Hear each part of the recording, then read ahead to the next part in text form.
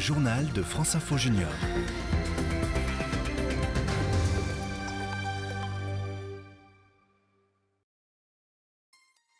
Bonjour et bienvenue sur cette troisième émission du vendredi en bref. On va donc comme tous les vendredis commencer par les actus insolites, puis par les infos en bref. Voici le sommaire. Dans ce numéro, on va parler de plein de sujets. On va parler de tatouages, d'astéroïdes qu'on n'a pas pu éviter, on va parler de volcans, on va parler de la Covid-19, je vais vous présenter un sport, je vais vous présenter un nouveau mot, on va parler archéologie et on va parler de plein d'autres sujets.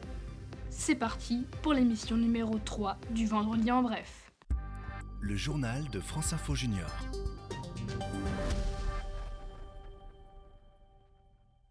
Et pour commencer les actus insolites, on va partir dans le monde en Islande, le beau spectacle du volcan. En Islande, Europe du Nord, un volcan qui s'est réveillé le 19 mars attire des milliers de curieux.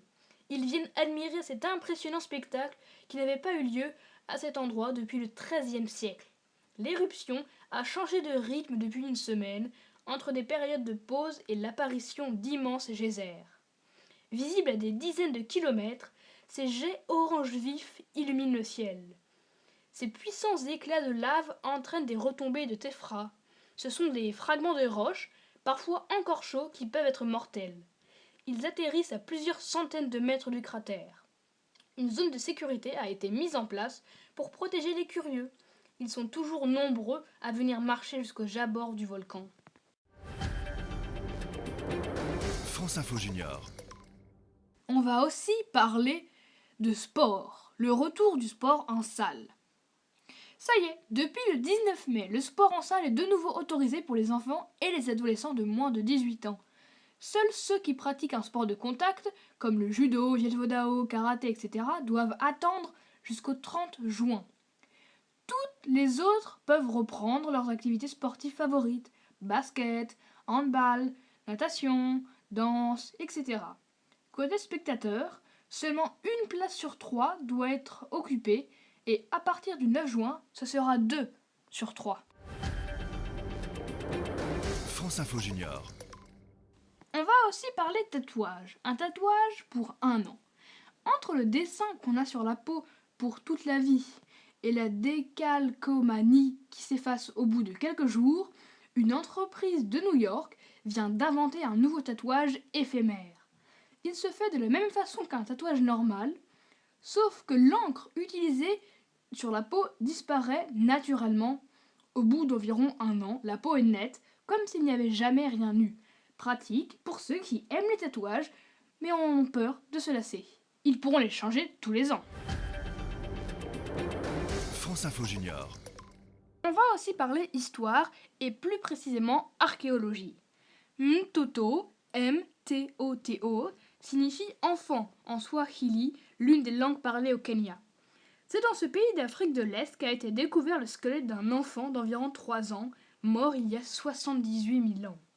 Sa tombe avait été creusée dans une grande grotte au cœur de la forêt.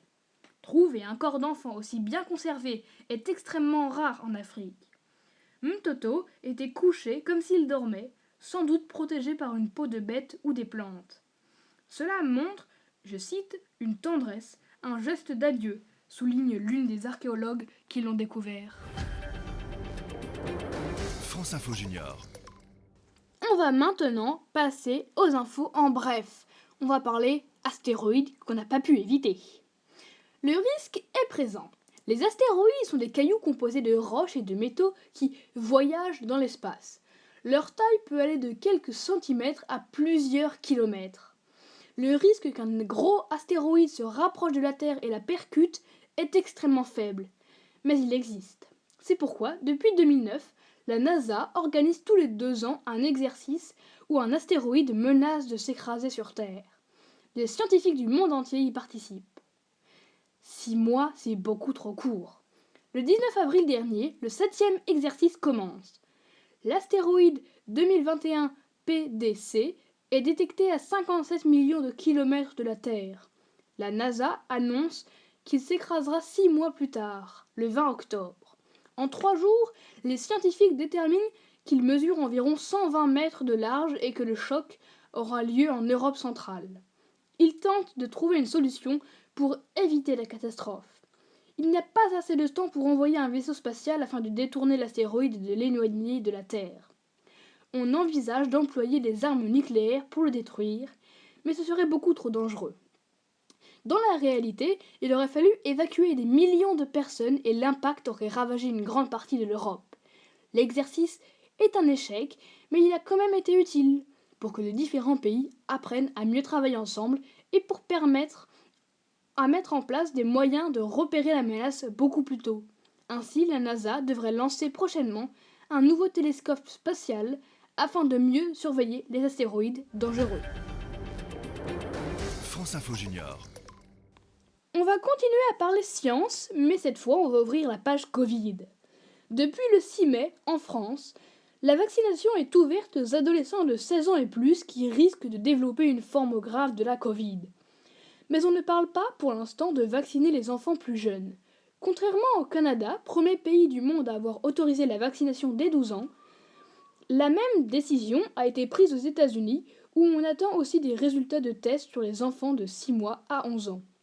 Du côté de l'Europe, l'Allemagne a annoncé qu'elle souhaitait proposer le vaccin à tous les adolescents de plus de 12 ans d'ici la fin août.